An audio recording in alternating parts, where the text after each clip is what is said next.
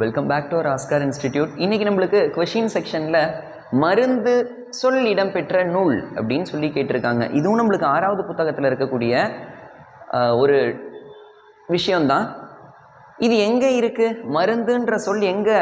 அதாவது ஒரு பெரிய அட்டவணை கொடுத்துருப்பாங்க. என்ன கொடுத்துருப்பாங்க? 2000 ஆண்டுகளாக வழக்கத்தில் இருக்கக்கூடிய தமிழ் சொற்கள்னு சொல்லிட்டு அது முதல்ல எந்த நூலில் குறிப்பிடப்பட்டிருந்திருக்கு அப்படின்றதையும் நம்மளுக்கு கொடுத்துருக்கிற அட்டவணையிலேருந்து தான் கேட்டிருக்காங்க.